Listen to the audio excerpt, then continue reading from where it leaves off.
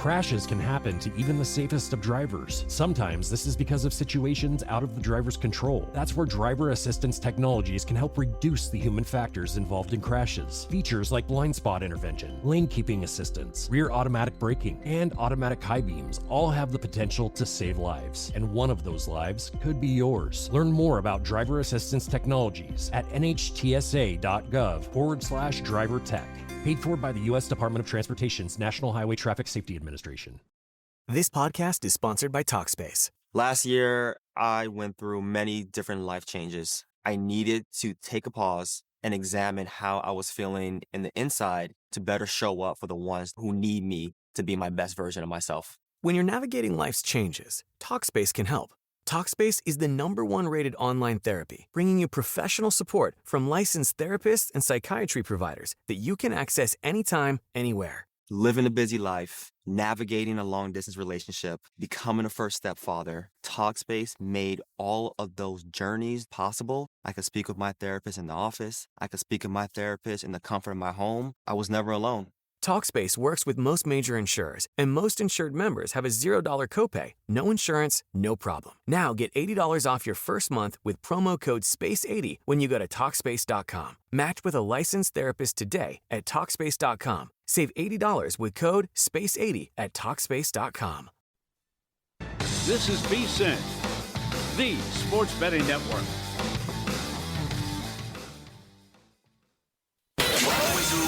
Follow the money. That's what I always say. You always follow the money. Yeah. This is Follow the Money with Mitch Moss and Paulie Howard on VSiN.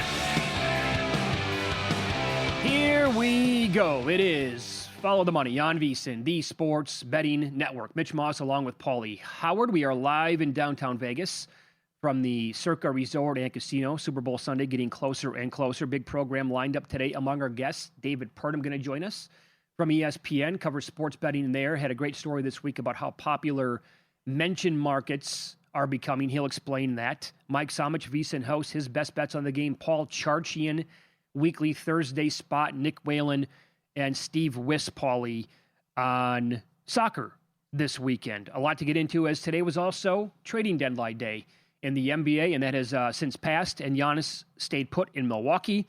And we hope that plenty of you were able to make money on that by betting him to go back and stay with the Bucks throughout the week, as it seemed like that was going to be more and more obvious at places where you could bet it. I think there is a takeaway from me with some of these deals from a betting standpoint, and that is on certain nights, this will be a part of the handicap, right? I'm not going to say to blindly do this every single time that they take to court, because you need to monitor lineups, factor in who they're playing overall. There's a lot that'll go into it. But a team like Indiana and what they did today. So they got Zubac from the Clippers.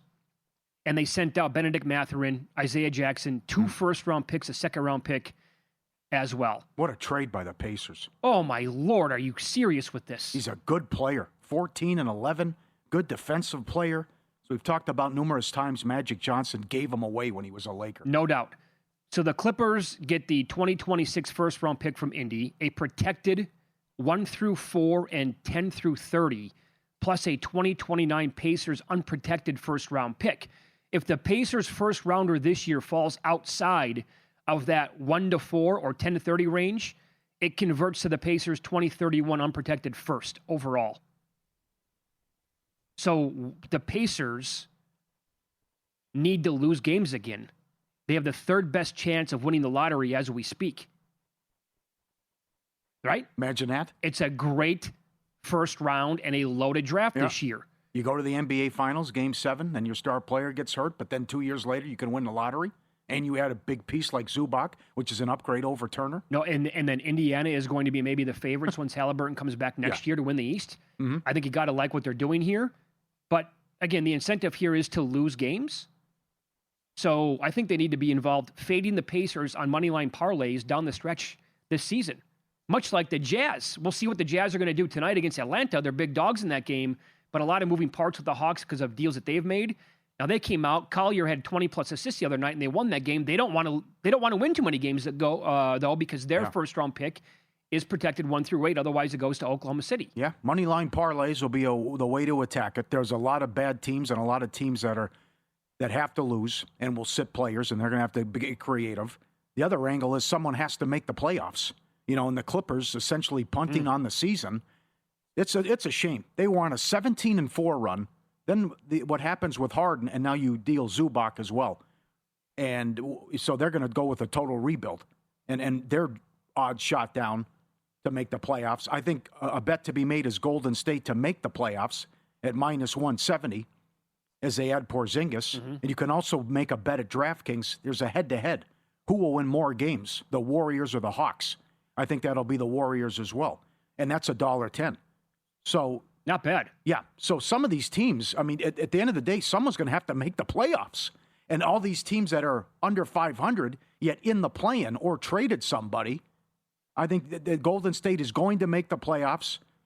And also, I like Phoenix, but they shouldn't be 1,400 to make the playoffs because you never know in a one-game scenario or a key injury that something unfortunate could happen too. Oh, interesting. Where are they at right now in the standings in the West? They're the 7th seed. So then, yeah, you're right. In a playing game, that's not automatic for them. No, of course not. Someone gets hurt, or you have an off night. I mean, look what happened to Gonzaga. I mean, anything can happen in a basketball game. So, also, I think the Bucks did the right thing. They're going to wait till the summer. Agreed. A lot of GMs said they were never serious about moving him. I don't know where the Bucks steam came from. The Bulls steam came from, and the big move on the Bulls to acquire him. But Minnesota gave it a go. Couldn't work out. Golden State gave it a go. Didn't work out. Now they have to get on the same page. And enough's enough. Ask for the trade and say that's it, and then tell them where you want to go. And then cut it out with this, I want to come back and play this year. You can't do that. Well, Number one, you have to lose games. Number two, God forbid you come back and have a catastrophic injury. Sure. Then I can't trade you. Yeah, no doubt. And that happened to Durant. Yeah. So I would say this. By the way, the stuff with Giannis, too. The reports on this, where the thing that I saw last night or the night before was all of a sudden, no, he would prefer to actually stay in Milwaukee again. Like, that came up again, but he doesn't think they can build a contender around him. So that's why he needs to find a new home. Just, again, they're hedging everything that they say, basically, and still not officially come out and saying, I need to have a trade. By the way, other people reach out to me as well, and I don't disagree. I miss Adrian Wojnarowski more than anything else. How so? Oh, he was the nuts. Other than the draft thing, the Paolo Banchero draft. Yeah. How many times did you hear a report that, okay, something serious now is cooking? Nothing ever really came that serious. Mm-hmm. And it would tilt one way, like, now we're going to talk about it later on today on our show that we have. You don't want to miss it. And then 2 hours later, there's nothing really happening there. It was a seesaw the entire time. Woj was not like that.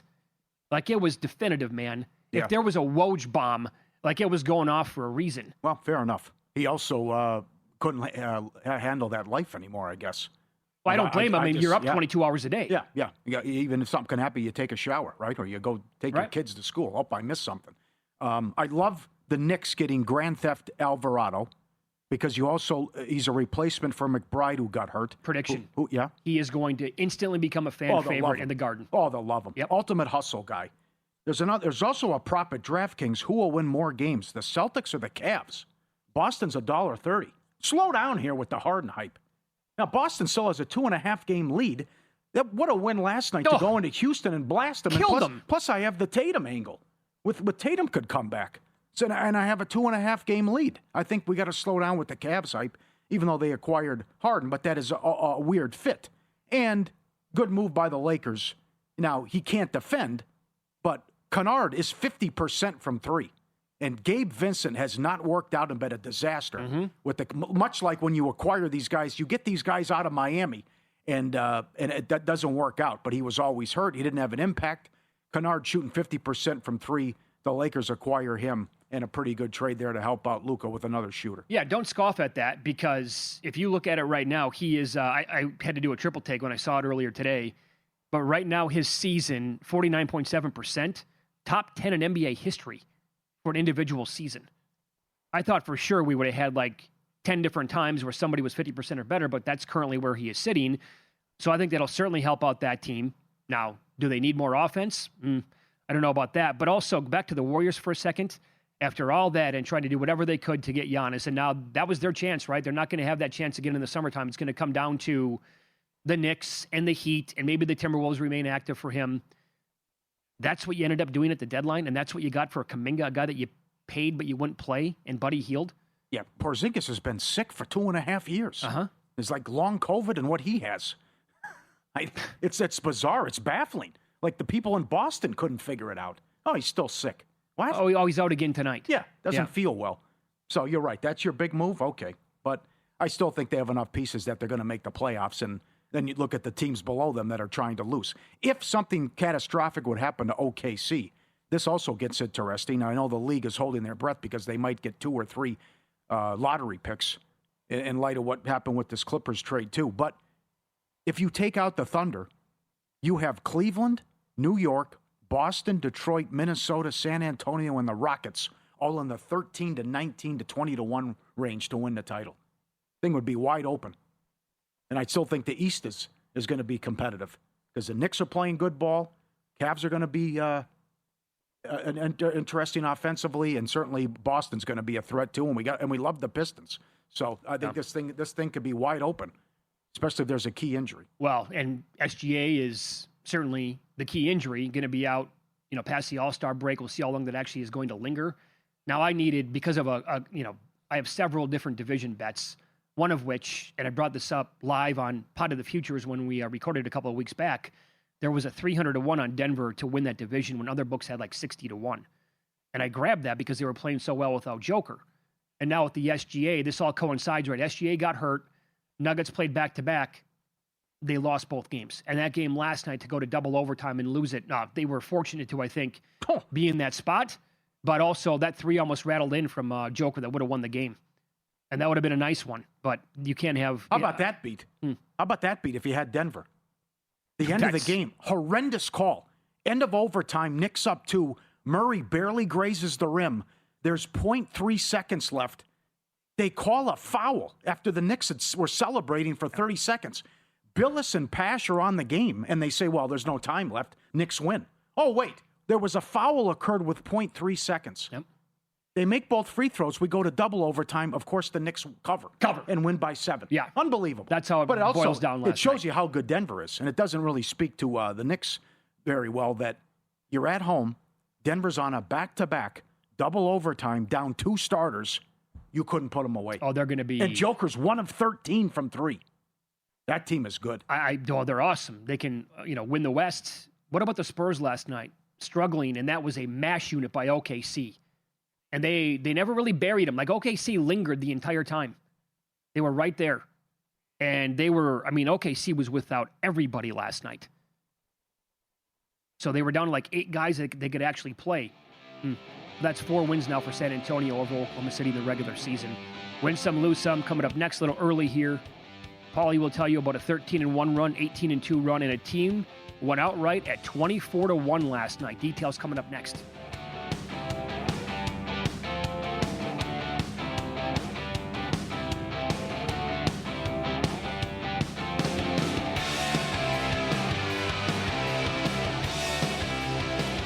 So you're listening to this podcast because you want an edge. But what if I told you you're only halfway there? You've got the mindset. Now it's time to get the toolkit to match. Here's the thing. Pro bettors spend thousands on data and tools, but what they don't want you to know is you can get the same edge for a fraction of the cost with VSiN Pro. With VSiN Pro, you get access to expert picks, public betting data, prop projections, powerful tools, analytics, and more. Tap the link in the description and see why thousands of bettors are already using VSiN Pro to cash more bets. They put hot honey sauce on the snack wrap. McDonald's outdid themselves again. The classic snack wrap we all know and love, paired with the sweet heat of hot honey sauce. Just what we needed to make it even more perfect. You know the drill. So go to McDonald's and try it today. Hi, I'm Katie Duke, and I've been a nurse for over 20 years. Listen, I think style and confidence only get better with age. And that is why I love Figs. These scrubs are built to last. They fit perfectly. They feel amazing. And the quality is just wow! My favorite color? Burgundy. It's chic, it's timeless, and it's even the same color as my apartment. So there's that. Get 15% off your first order at wearfigs.com with the code FIGSRX.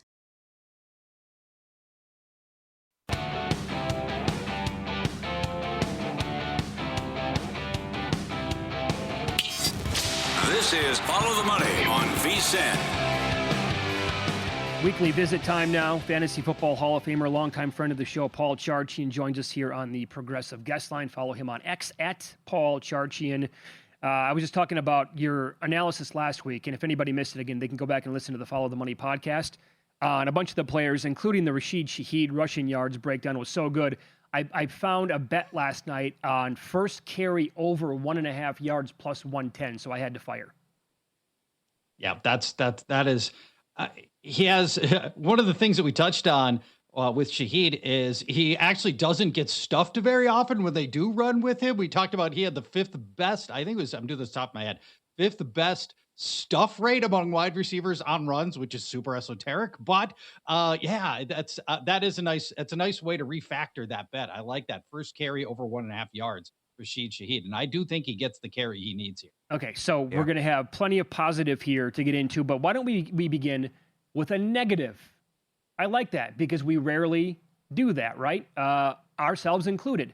But you found a player, you isolated a player in this game that you want to fire in on the under. Who is it? I can't tell you how many weeks I start my prep for this. Like, this is the week I'm just focusing on unders.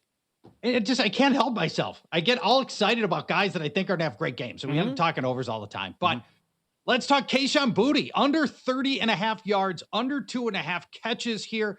Mitch and Paul, you guys know I have an unnatural interest in Kayshon Boutte. He was one of my preseason sleepers with the last pick of your draft. We threw a couple of anytime touchdown darts across the full season on Kayshon Boutte. If you want, I can give the quick bio on Kayshon Boutte, the background, because it is pretty fascinating. He's got a redemption arc built into him, but I don't want to burn a lot of valuable time. You tell me. Well, we're up against it time-wise, but it's fascinating because... All right, then we're going to keep moving. Yeah, because here's what you need to know about Kayshon Boutte. He is a low-separation receiver who requires Drake May to throw perfect downfield passes, which sometimes May does, by the way, because he's great. How bad is Boutte's separation? 7th worst in the league among wide receivers. And despite that low separation, Boutte, they keep running him on these deep routes. He has the 3rd longest ADOT, 17 yards per pass in the second half of the season to Boutte. He caught 9 passes of more than 20 yards this year. He is a downfield guy. Here's why I don't love him. Seattle, elite in contested catch situations. They allowed the 3rd best catch rate on contested catches that were more than 10 yards. Just 33% of contested catch situations resulted in a caught ball against Seattle. And even more daunting, on deep passes of more than 20 yards, again, getting into the Boutte territory here, in tight coverage, they allowed just a 9% catch rate. So the Patriots might try some deep balls to Boutte. There's a real chance they do not connect against this defense. And then there's this other niggling problem with Boutte in Mac Hollins. With Hollins healthy, like he is now, he absorbs 28 routes per game when he's healthy second half of the season. Hollins, similar role in the offense, deep ball ability. I don't know that Boutte's going to get much action in this game. And anytime Seattle puts star cornerback Devon Witherspoon on Boutte, it's game over. Witherspoon's awesome. And Boutte has dud games this year. 9 different games with 1 or 2 catches, including last week with just 1 catch for 6 yards.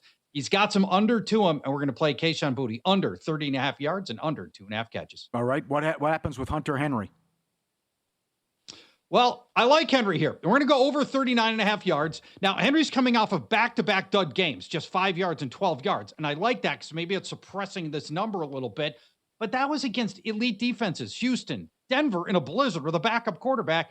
Prior to those 2 games, Henry had gone over the 39.5 yards in 3 straight games and 6 of the previous 8 games prior to that.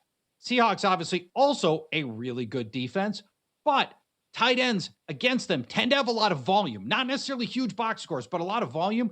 They allowed the 5th most tight end receptions, 6th most tight end yards, 64 yards per game to the tight end position is what Seattle gave up in the regular season. And in the playoffs, Jake Tongas hit him for 59 yards. Colby Parkinson, 62 yards. We go all the way back to week 3. Starting healthy number 1 receivers, tight ends against Seattle are averaging 7 targets, 5 catches, 56 yards. That's well over the 39 and a half we need for Hunter Henry. And in the last 2 playoff games, Austin Hooper's been a total non-factor, just 6 and 7 routes run. This is really Henry's job here. They trust him in the playoffs. Very good. Follow the money here on VSiN, the Sports Betting Network. Our guest, Fantasy Football Hall of Famer Paul Charchian here on the Progressive Guest Line. That's the New England tight end. Let's go to the Seattle tight ends, plural, but we have to specify here, not a tight end named Jake Bobo. You want to concentrate on Barner and Arroyo, correct? Yes. So we're going to look at them for a couple of overs here. Seattle tight end Elijah Arroyo is only just over half a yard, or you can find him for half a catch. Also, AJ Barner over 24 and a half yards. Patriots are good defense. You got to just sort of try to find some angles here. This is one I like, especially the Arroyo side. Patriots were just okay against tight ends last year. 11th most tight end receptions allowed, 11th most tight end yards allowed. The average game for opposing tight ends as a group against the Patriots, 8 targets, 6 catches, 64 yards. For Barner, Arroyo combined, their lines here are 24 and a half yards and half a yard. So, that's only 25 yards against a team that's giving up 64 yards to the position per game. So then you go to the playoffs. Last game in Denver in a blizzard with a backup quarterback, Evan Ingram caught 2 catches, 19 yards. Game before that, Dalton Schultz, 47 yards. Before that, Aronde Gadsden, 30 yards. So we've got some nice trends here with starting tight ends. For Barner, pretty safe play. He's had at least three targets in 9 of the last 10 games. He's had at least 3 targets in 13 of the last 15 games. And again, the Seahawks are giving up 8 tight end targets a game. I just think if you get this much targets to AJ Barner, he's going to find his way to a good game. And then the other side of it I like is Elijah Arroyo, the backup tight end. We only need half a yard here. We need 1 catch. Backup tight ends have managed at least 1 yard in 15 of 20 Patriots games this year. 15 of 20. And so that's a very strong trend for Arroyo here as well. Finally healthy. Hasn't done anything for a month because he was hurt. He's back now, and he's the second pass catching back for this offense. Your guy, tight end. You called it in the summer, over 950 yards, JSN. He had 119 for almost 1,800 yards. Can Gonzalez and the Patriots slow him down? What does JSN do? Yeah, this is such a great matchup. The Gonzalez, Jackson Smith, and Jigba matchup is just fantastic. I'm going to play out a way that Njigba can find can find a great game. And you can hit this a lot of different ways. I like going first touchdown, anytime touchdown, and 2 touchdowns. The odds for anything related to Jackson Smith and Jigba aren't great, but nevertheless, here's how this could go. Chris Gonzalez is great. He gave up just 1 passing touchdown all year, and the opposing passer rating in balls thrown to Christian Gonzalez's coverage was 5th best by Gonzalez. He's fantastic. And that should be bad news for Jackson Smith and Jigba, and maybe it will be. But if the Seahawks were to use Jackson Smith and Jigba on the outside all game, that would put him on Gonzalez, who will travel in those situations and would shadow Jackson Smith and Jigba. But here's where your angle comes in for him. Christian Gonzalez never plays the slot. Jackson Smith and Jigba can and does. His first 2 years in the league, that's all he did pretty much was run from the slot. Last year, Jackson Smith and Jigba ran 733 slot routes. Then they brought in Cooper Kupp this year, and that 733 dropped down to closer to 200 slot routes this year. But Jackson Smith and Jigba spent those 2 years running from the slot. So all they got to do to avoid Christian Gonzalez is run Jackson Smith and Jigba from the slot. And when they did run from the slot this year, the almost 200 slot routes that he ran, he had an 81% catch rate. He had 0 drops, passer rating on 117 on those slot passes. And he was Pro Football Focus's 3rd highest ranked slot receiver. So when JSN has run from the slot this year, he's been incredibly successful. So one last thing. I'm checking on our time. We have just a moment. Mm-hmm. The slot cornerback from the Patriots is Marcus Jones. He allowed a league worst 5 touchdowns in slot coverage in the regular season. Plus he allowed another one in the playoffs. On balls thrown into his coverage, Marcus Jones gives up a passer rating of 112. So roll all that together. that's your angle. The Seahawks can deploy Jackson Smith and Jigba, who has the second highest end zone target rate in the league, might I add, from the slot, and they can find success with him there. What do you think, guys? My man. Very good. Tip of the cap as always. Well played, my friend. Super fun. Yeah, Yep. Very good. And it's emotional. Love to see a big game. I don't know. Next time we're going to talk to you. That sucks. I know it is a little emotional. It's been an awesome season. You guys are the best. I love working with you. We will manufacture an excuse to come back on sometime well in advance of the NFL draft. Yeah, no doubt. The feeling is mutual, man. Enjoy the game and best of luck on Sunday. Love you guys. Bye-bye. Good luck. Yep. There you go. On the Progressive Gaslight Fantasy Football Hall of Famer Paul Charchian. Mike Somich next. A lot of fun bets. He's looking at derivatives to attack for the big game.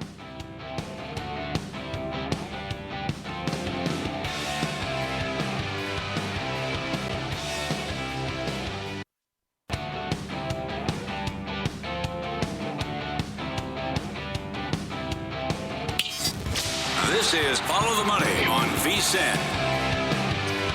Welcome back. A lot of great guests on the program today. Our thanks to Paul Charchian, previous segment.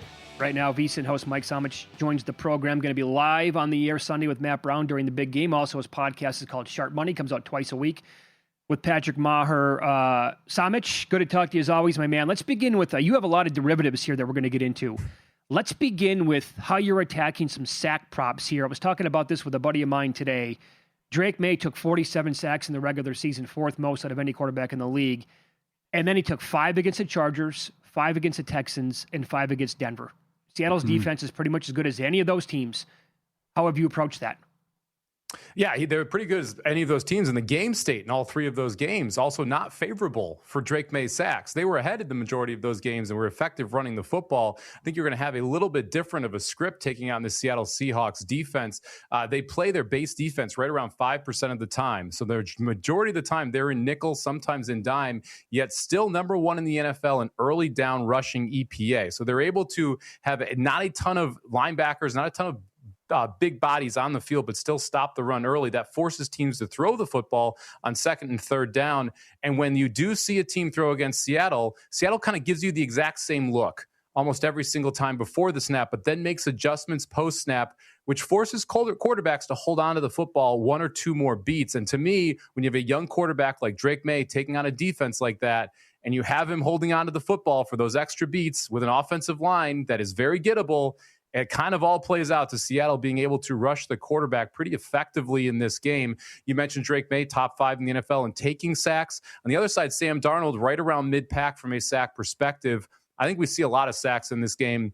The game state specifically for New England, if they are in chase mode, means that they're going to have to drop back and pass. That gives the advantage to Seattle's pass rush as well. I took over 5.5 sacks in this game combined for both teams. So looking for 6 or more sacks total in the game. I also liked some of the sack numbers when you get a little spicy with this Seahawks team. So Lawrence been one of the more popular plays from a sack perspective. We saw him open in that 140 to 150 range plus money to get 1 sack. That's been bet down to right around plus 110 in the current market. I want to look at one step further, though. We've seen Lawrence in both the divisional game as well as the NFC title game get a strip sack in both of those games. You've got Drake May, who ball security, not exactly one of the most paramount things for him, does not mind getting strip sacked. I got Lawrence at 11-1 to record a strip sack in this game. And if you want to take it one step further and say he recovers that fumble as well, you can get him as high as 75-1 in the market for a strip sack and recovery. It has to all happen on the same play. But I still like the fact that I think Lawrence is going to be able to get 1.5, maybe 2 sacks in this game. And I do think it's a high likelihood we see a May fumble at some point. If we can combine those together, maybe we get a big score on the sack prop. So taking over 5.5 sacks for the game, and then Lawrence to record a sack and fumble on the same play at 11-1, and then a sack, fumble, and recovery on the same play at 75-1. That is excellent. And a big storyline is Campbell against Lawrence. And it's even funny you bring that up, as a couple viewers were pointing out the big prices on Lawrence as well, as he could wreak havoc. Excellent job, Mike, and that's very creative. You're speaking my language now with field goals. How many do we see, and what's the distance? Man, I think we could see a lot of them. I agree. You have 2 teams that effectively can move the ball between the 20s, but don't mind kicking field goals. I mean, neither of these are overly aggressive coaches. They are both from the take the point school of coaching. Both want to rely on their defenses that have played well throughout this stretch into the playoffs. Seattle particularly loves to kick field goals. If you look at the individual kickers, both kickers are set at 1.5. Both are juiced to the over. However, you can get the game total at 3.5 at -110 to the over. I think we might see 4, 5, 6 field goals in this game, especially, again, if the Seahawks are ahead, they don't mind kicking field goals on 4th and 2 from the 18, right? They're going to go ahead and just take those points, try and pile on top of it. I think it's likely we see quite a few field goals in this spot. So I took over 3.5 here at -110. If I was going to go with a total number of yards in the field goal prop, I probably want to be sitting somewhere around the 130 number to go to the over. I do think you're going to see quite a few here, and I do think that these teams will kick from inside the 20, inside the 10. So I think field goals are going to be aplenty come Sunday. Why do you like Cooper Kupp to go over the 33.5 receiving yards? And then to even break that down a little bit more, I mean, this number here, you don't have to twist my arm. I'm all in. Over 1.5 as well in the first quarter? Yeah, this is interesting because this actually came from a conversation Matt Brown and I had. At Circa there, you can get over or under 13.5 players to record a reception in the game. And we were just reading through the props and then diving into them in real time. And I was surprised to see only 7 Seattle Seahawks have even had a target so far in the playoffs. And when you look at the target share, there have been 50 overall targets. 16 of them have gone to Jackson Smith-Njigba. You'd expect he's going to be first. Cooper Kupp has 11 and Kenneth Walker has 7. So very condensed into those top 3 from a target percentage. And when you look at what Seattle is most likely going to do is coming out of the gate is try and create separation in the passing game. Try and get to that early lead. The run stop unit for the New England Patriots has been very good. I wouldn't be surprised if we see Seattle break that tendency and try and throw the football early in this game. And with the deviation of targets here, if they do break that tradition and they do try and throw early, that means that Cooper Kupp and Kenneth Walker are highly likely to have a target in the first quarter. Walker's gone over this half-yard prop in both of the first quarters in the playoff. Cooper Kupp is 1 for 2. You can get Walker right now at plus 21 to get a one over a half-yard receiving in the first quarter. Cooper Kupp's at minus 111 for over 1.5 yards receiving in the first quarter. I think both of those have a high probability of being able to push over the number. And then I like the Kupp number at 33.5. To me, again, second most in targets is not that big of a gap. 16 to 11, not a huge gap. I also think that if I'm New England, what we've seen from these New England teams of the past is you come in and you take away the number one weapon on the other side. Are they going to be able to completely take away Jackson Smith-Njigba? Probably not. But would I be shocked if right out of the gate they have Gonzalez on them as well as a safety over the top and they really allocate resources toward JSN? No, I think that's a pretty logical thing for New England to come in and do. And if that is the game plan, that opens things up for Cooper Kupp. And with a 33.5 number, all he needs here is 4 catches to be able to fly over that prop. So I like the Kupp over 33.5, leaning into the fact that you do have a very small target share from an overall number of pass catchers on Seattle. And I expect that New England comes in trying to stop JSN. I think that really favors Cooper Kupp. Very good. And then you're all in on Seattle as well. We talked about this, and you've been saying this when you've been on the air here and with the podcast as well. Like pretty much every which way but loose with 4.5 and also climbing the ladder here with some alts. Yeah, I bet him a 3.5 right when it dropped. Patrick Meyer and I were on sharp money right when the lines came out. The 3.5 was available. I bet it while we were recording the podcast. I didn't expect it to stick. We saw it go out to 5.5. I still like Seattle here at 4.5. I have Seattle as a 5.75 point favorite in this game, so I still think there's somewhat of an edge here on the Seattle side. And I do want to play into the long tail here. I think there are 3 different ways this game goes. I think this is a close game and New England wins. It's a close game and Seattle wins, or it's a Seattle blowout. And I think that's tail toward the Seattle blowout is not properly represented right now in the pricing inside the market. If Seattle gets a lead in this game, let's say it's 13-3 at half, Patriots are going to have a really hard time to be able to fight back in the second half against the Seahawks defense that can pin their ears back and rush the passer against Drake May and company. I also expect that McDonald will come into this game with a plan to be able to stop Drake May's legs. He has been able to adjust his defensive game plan week in and week out for the teams that he is facing. When you look at this New England offense and what they've been successful doing, the Drake May scramble aspect has been a huge part of it. Seattle is going to have a game plan for that, and the speed that they implement on the field, consistently being a nickel and dime, is going to make it harder for May to run. I just don't see a lot of worlds here where you have a New England team that has success consistently pushing the ball down the field. I think they're going to struggle running the football. I think you're going to get 1 or 2 turnovers. All of that plays into Seattle being able to run up the score and take the alt side of it. I played them at -7.5 at a plus number. I played as high as -14.5 at plus 350 here for the Seahawks. I think they control this game early and make it real tough on New England late. Very nice. So you're going to be on the air with Matt coming up during the game on Sunday, and you'll be taking the audience tuning in through live player props, and I'm guessing that you two are going to have your eyes on the updated MVP numbers throughout the entire game as well. Yeah, we're going to keep an eye on everything here. So we'll be on at 3 o'clock. Kickoff is 3:30 Pacific. So we'll have that last half hour to kind of talk about everything that is happening inside the gambling world, what lines are on the move, what lines aren't. Then we'll jump into the game. One thing that we've done very well with is in-game player props. Once you understand the setup of the game, it's relatively easy to be able to predict where the football is going to go. So halftime, we'll be talking about reception props, rushing props that we like leading into the second half, as well as the second half betting. So make sure you join us here on VSiN. Have the game on your TV, but make sure the audio is set to VSiN so you get some in-game bets as well. Have a great show during the game, Mike. Love talking to you throughout the entire season. Thanks so much for the time as always. We appreciate that. You got it, guys. Good luck this weekend, and go Seahawks. Yeah, right. No kidding. He was on the progressive guest line based on all those bets. He would like the Seahawks to come in big time. You can follow Mike on X as well, at SalmoBomb18, part of the big game coverage they'll be on with the live betting during the game again, beginning at 6 o'clock Eastern on Sunday. We'll dive into tonight's NBA card coming up next. Our producer Luke's college hoops angle won again last night. Now 18-3, last 21 plays. One game fits the bill tonight. Find out which one next.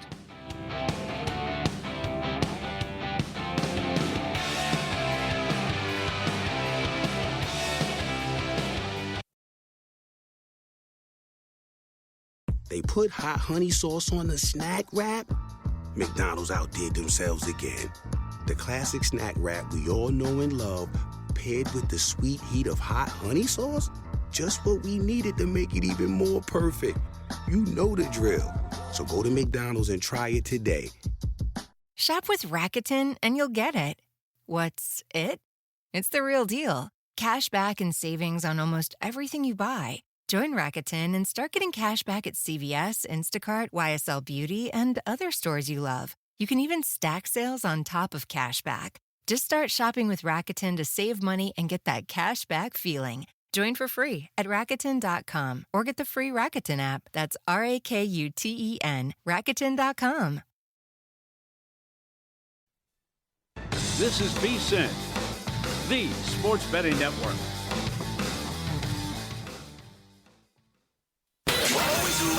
Follow the money. That's what I always say. You always follow the money. Yeah. This is Follow the Money with Mitch Moss and Paulie Howard on VSiN.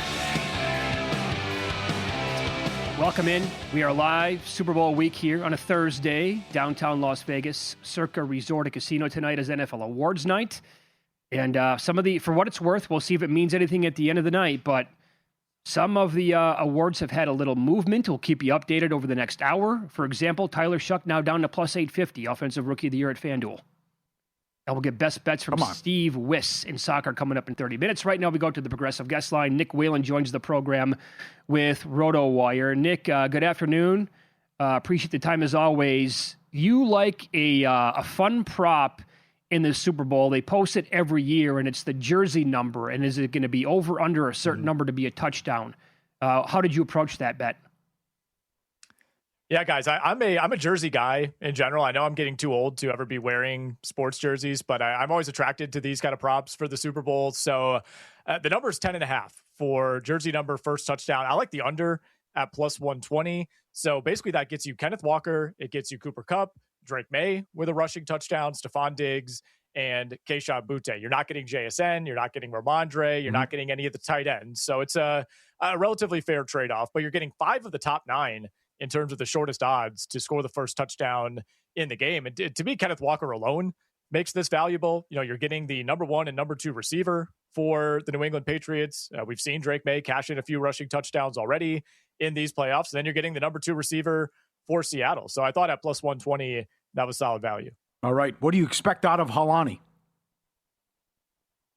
I think it's tough to pull much from the New England side of things as far as looking at their run up to the Super Bowl, but I think we could try to glean something from the NFC Championship game. Like that felt like a real game. There wasn't snow, there wasn't a backup quarterback involved, and it's really the only sample that we have to pull from in the playoffs without Zach Charbonnet for Seattle. So I'm looking at the over 10.5 receiving yards for Halani. Played 23 snaps in that game against the Rams, was targeted 4 times, caught 3 of those for 27 yards. And, when you dig in on the numbers, he ran 14 routes on those 23 snaps compared to just 15 total routes run for Kenneth Walker on obviously a much larger snap share. So they're not using him quite in the same way as they would Zach Charbonnet, of course. But when he was on the field against the Rams, it was in pass catching situations. And the Patriots defense, much like Seattle, allowed a decent amount of volume in terms of running backs as pass catchers this season.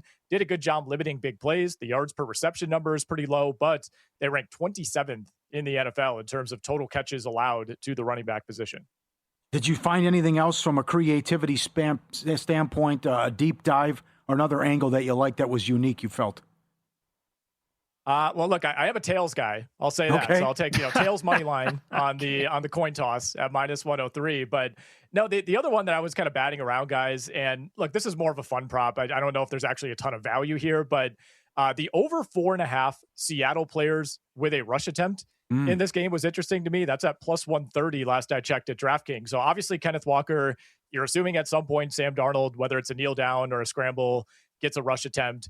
Beyond that, it gets a little dicey. Probably get a carry or 2 from Halani. Rashid Shaheed on a jet sweep, on an end around. Do we see the A.J. Barner tush push at some point? Now, Shaheed has carried in 8 of 11 games with Seattle. They've only run the Barner push 3 times in the last 9 games. So that's where it gets a little bit dicey. But obviously, we could see JSN on a jet sweep. And look, if you're somebody who thinks Seattle is going to win this game and win by margin, maybe we get a Drew Lock rush attempt at the end on a kneel down. All right, I like where your head's at with that one. Not bad. Let's go NBA tonight now. The Suns getting the Warriors, and Phoenix with another nice win the other night after they fell way behind against Portland. They came roaring back. Both Colin Gillespie, and Grayson Allen were dynamite in that game. Are you treading lightly, first of all, with the NBA today because it is deadline day, or are you just like, no, I know what I should expect here, and I got to fire, guns a-blazing? It's a little bit of both, to be honest. I think there are some spots where you can exploit this. For example, I had some success betting the Grizzlies last night, who were down to like 8 or 9 guys. I would look into that Bulls-Raptors game where, by my count, I think Chicago will have 8 players, maybe 9 available, and a couple of those guys will be two-way players. But I like Grayson Allen over 23.5 points plus assists in this Suns-Warriors game. No Devin Booker, no Jalen Green. Once again, for Phoenix, Warriors are not only down Stephen Curry, but sent a few of their depth pieces out at the deadline to, for whatever reason, acquire Kristaps Porzingis, who I have no idea how many games he's going to play for the Warriors the rest of the way, but obviously won't be out there tonight.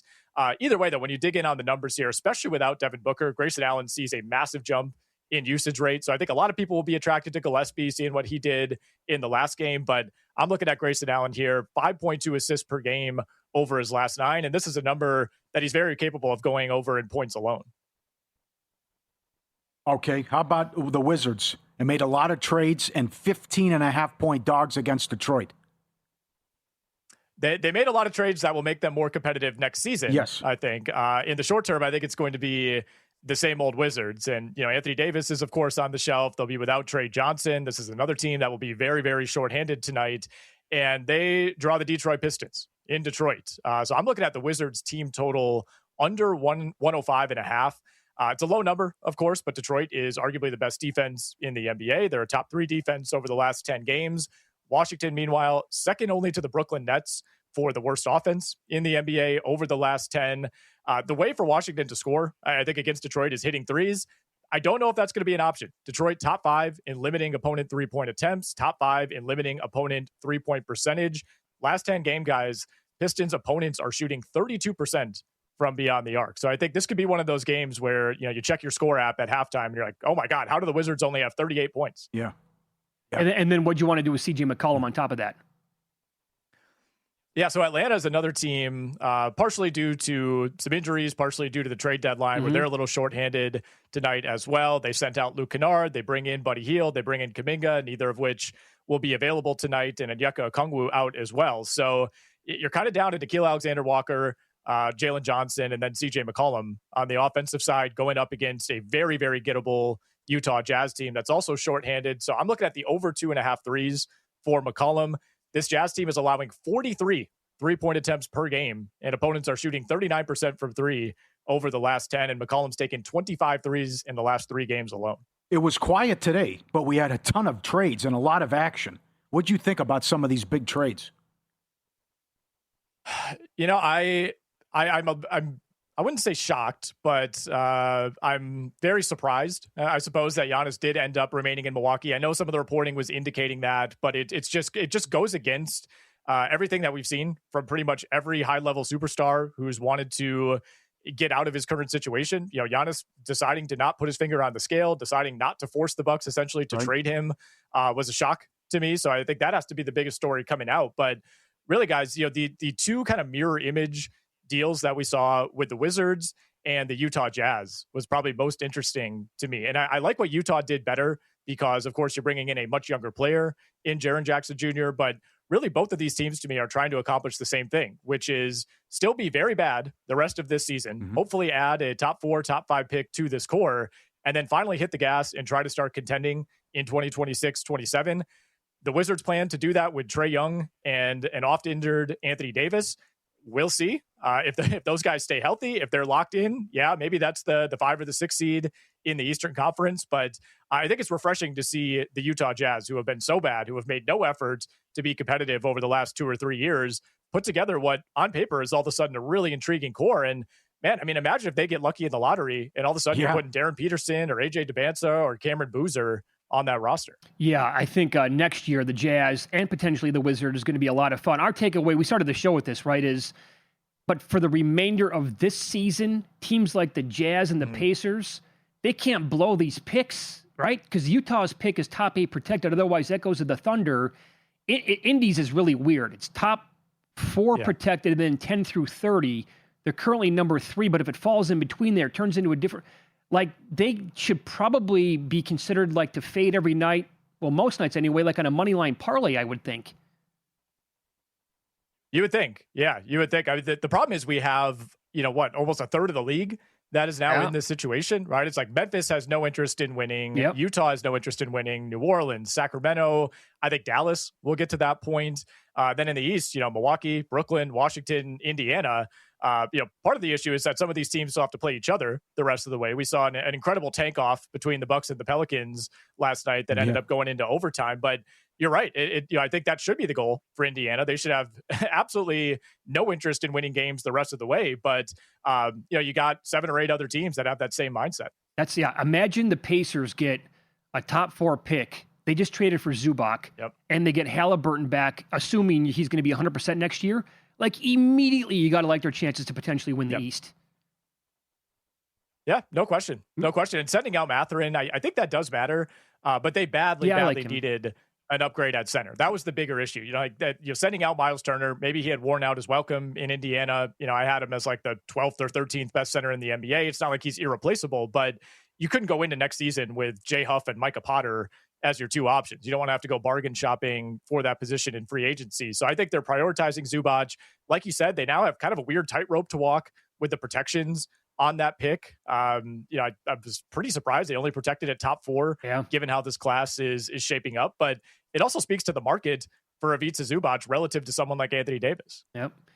Great job, Nick. You can follow him on X. He's at Whalen, but replace the L with the number 1. So WHA1EN with RotoWire. Have fun on Sunday. Enjoy the game. Best of luck. Will do, guys. Thank you. And he is with RotoWire on the Progressive guest line. No interest in Ja Morant around the league. Stays put in Memphis. Well, what do you think this kid's done to his career? Oh, man. He could have easily made how much James Harden has made overall. And now nobody wants the guy. And because the play has gone down, the shooting percentage has gone down, and all the off-the-court antics. 0 interest in the guy. How about that? That's amazing. All right, we're going to, a couple things here. Dive into tonight's NBA card a little bit deeper. But also, look, I mean, these awards numbers are moving at least a little bit. We'll tell you the latest next here on Follow the Money. It's VSiN, the Sports Betting Network.